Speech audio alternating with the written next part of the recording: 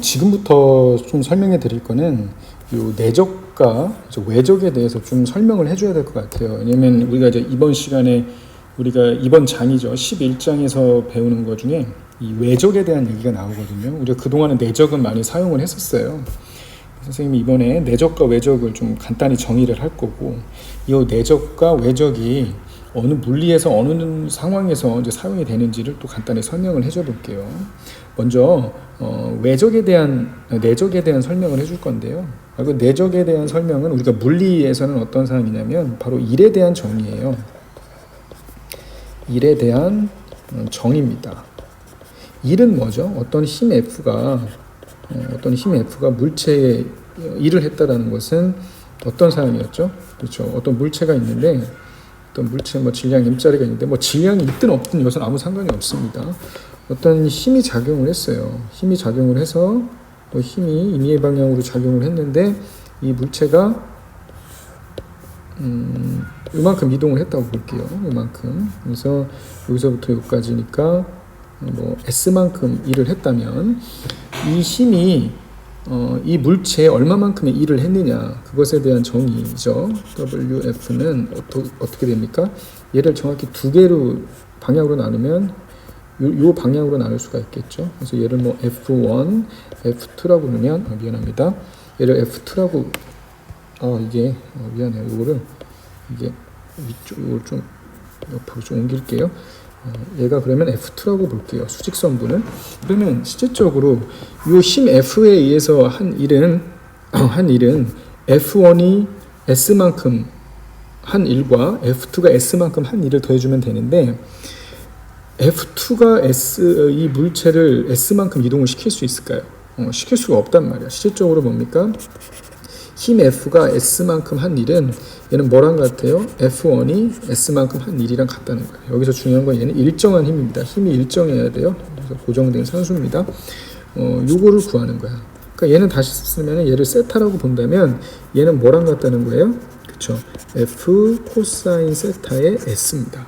그래서 얘 다시 쓰면 FS의 코사인 세타가 되거든요. 그래서 이렇게 어떤 에너지, 결국에 일을 정의해 주는 건 에너지를 정의하기 위한 방법인데, 이 에너지를 정의하는 데 있어서 필요한 어떤 수학적인 표현 방법이라고 하면 돼요.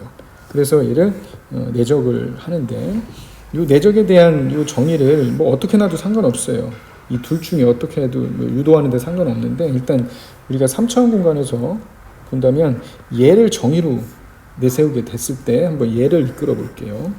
얘를 정의로 이렇게 된다면 우리는 어떻게 할 수 있어요? 그림과 같이 이런 그림이 이렇게 있겠죠. 그리고 A 벡터가 있고 B 벡터가 있고 여기가 사이각 세타라고 한다면 우리가 코사인 법칙을 이용하면 요 벡터죠. 요 벡터는 종점 마이너스 시점이니까 A 마이너스 B 벡터라는 거야. 그래서 코사인 법칙 이용하면은 이런 게 하나 나올 거예요. 그죠? 그러면 우리가 내적의 정의를 이용하면 바로 여기서는 뭘 이용한 거야? 여기서 이용한 거는 바로 A.A는 A의 크기라는 거를 이용을 한 거예요. 그죠? 그래서 A-B의 크기의 제곱이라는 것은 뭡니까? A-B.A-B를 이용해서 하게 되면 뭐가 나오냐면 바로 이렇게 전개하면 돼요. 이렇게 전개해서 이렇게 하면 돼요. 여기까지 됐죠? 그렇다면은 우리가 궁금한 거는 요 A.B거든요. A.B. A.B를 이걸 이용을 하는 겁니다. 그러면은 얘는 뭐가 됩니까? A.B는 이렇게 약분이 돼가지고 A.B는 A의 크기에다가 B의 크기를 곱해서 코사인 세타가 돼요. 여기까지 됐죠? 그러면은 요거를 유도하는 거는 얘로부터 유도가 돼요. 내적에 대한 정의로부터 다 유도가 됩니다. 그래서 우리가 내적은 바로 요걸 의미하는 거고, 요게 의미하는 건 아까 전에 보여드렸다시피 일에 대한 정의랑 관련이 있는 거예요. 그렇다면 외적이라는 것은 뭐냐면 바로 이거예요. 우리가 이제 토크라는 거를 정의를 이제 해주거든요. 외적에서 정말 중요한 거는 바로 회전 힘입니다. 회전 힘, 토크라고 하는데요. 이거 이외에도 다른 물리량이 많은데 여기서 중요한 거는 바로 이거예요. A라는 벡터가 있고 B라는 벡터가 있다면 A하고 B 벡터, A에도 수직이고 B에도 수직인 그런 벡터를 우리가 한번 정의할 수 있지 않냐? 당연히 정의할 수가 있겠죠. 그런 건 존재하니까 그런 벡터를 한번 구해보자라는 거야. 그렇다면 우리가 내적을 이용을 하게 되면 A와 C가 수직이기 때문에 이러한 식이 나올 거고, 그래서 내적의 정의에 의해서 이렇게 나옵니다. 그리고 B하고 C가 수직이기 때문에 B.C가 0이 되기 때문에 다들 이런 게 나와요. 그래서 우리가 뭐를 없애고 싶냐면 얘를 공통으로 만들어주고 싶은 거야. 얘 오른쪽. 그렇다면은 여기에다가 양변에 뭐를 곱하면 돼요? 여기는 B3를 곱하면 되겠지, 그지? 양변에 B3를 곱하는 거고, 요거는 양변에 A3를 곱한 거예요. 그지? 그러면 어떤 식이 나와요? 바로 이러한 식이 나오고, 얘네 둘이를 없앨 수 있죠. 그래서 C1, C2로 묶어주면은 이러한 식이 나옵니다. 그렇다면 요거를 한번 자세히 보게 되면 얘를 Q1이라고 놓고 얘를 Q2라고 놓은 거야. 그래서 만약에 Q1, C1 더하기 Q2, C2 이퀄 0이 된다면 어떤 케이스가 있겠어? Q1이 C2가 되고요. Q2가 마이너스 C1이면 얘는 0일 거 아니야. 그지? 요거이거나 아니면 Q1이 마이너스 C2가 되고요. Q2가 C1이 되면 0이겠죠. 그러니까 두 개 어떤 케이스 때는 상관이 없어요. 그럼 만약에 이 주황색 패턴으로 들어가면 주황색 패턴이 되면 결국에 C2의 요소는 이게 될 거고 C1의 요소는 얘가 될 거예요. 그렇죠? 그러면 만약에 이런 경우는 어떻게 될까요? 이 빨간색으로 본다면 한번 봅시다. 그렇다면 C1은 뭐가 될까요? Q2가 되니까 A2, B3 마이너스 A3, B2가 될 거예요. 그죠? 그러면 C2는 마이너스 Q1이어야 되니까 A3, B1 마이너스 A1, B3가 될 거예요. 그죠? 그러면은 요 주황색으로 갔다고 볼게요. 일단 주황색으로 가면 C1, C2 구해질 거고 마찬가지로 어떤 식, 요식 뭐 둘 중에 아무거나 상관없어요. 요식을 이용해서 보면 C3 구할 수 있겠죠. C3 구하면 이렇게 나옵니다. 결국에 내가 첫 번째 요 주황색으로 정의해주게 되면은 A 크로스 B는 C라는 벡터가 나오고 이렇게 나와요. 그래서 얘는 왼손 법칙에서 사용하는 벡터예요. 이게 정확히 해보면 왼손 법칙이 됩니다. 그리고 만약에 요 빨간색으로 정의해서 C3를 그대로 구해보면은 어떤 이런 식이 나와요. 그러니까 C1이 얘고요. 그죠? C2가 얘잖아.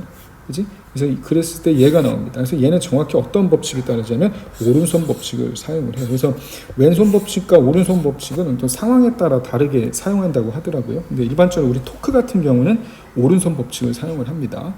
여기까지 이해가 됐죠? 그래서 우리가 그냥 일반적으로 많이 쓰고 있는 건 오른손 법칙이니까 이 오른손 법칙을 잘 기억해 놓길 바라겠습니다. 그래서 얘를 이거 외우기 힘들기 때문에 뭐 행렬식을 이용해서 하는 방법도 있어요. 그래서 얘가 바로 이렇게 많이 쓰거든요.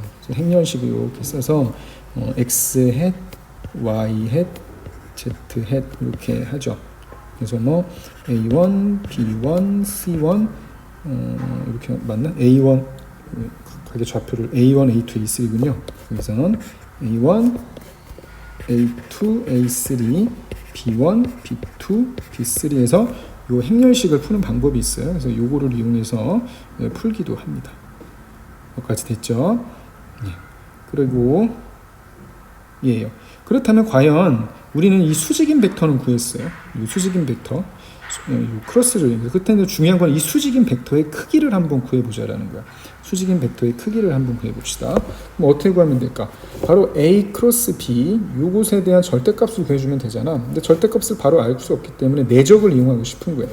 그러면 절대값에 제곱을 해주면 뭐가 됩니까? 얘는 다시 쓰면 그렇죠. A 크로스 B 닷 A 크로스 B잖아요.